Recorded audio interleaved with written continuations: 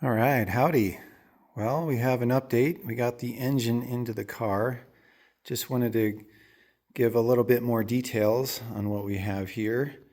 So the motor's in. We have the adapter plate on. You can see the mount bars on each side that go to the adapter plate to hold the back half in. The front mounts are these little aluminum pieces that go to the carbon tub. We have our cooling system mostly in from a water perspective. Here's the little port for feeding the turbos to cool the turbos.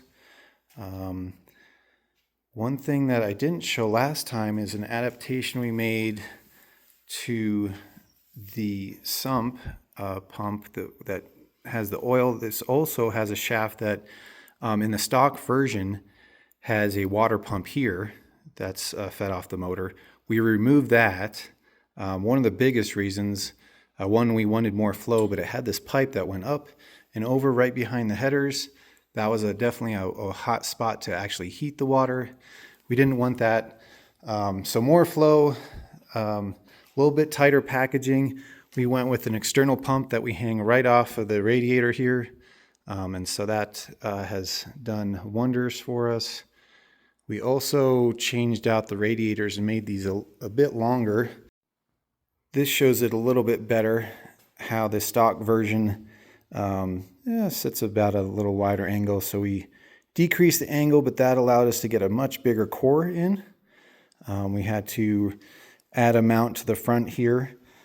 This is the intercooler side, same pump. The other side is water. This is intercooler. And we also have the engine oil cooler in circuit here that goes down to the sandwich plate. Gosh, we have a lot going on. We have the starter in, the alternator in. So next up is continuing to work off of the headers to put the turbos on, do some wiring with the wiring harness, and then we can add the intake above that and keep rocking and rolling on getting this thing back together.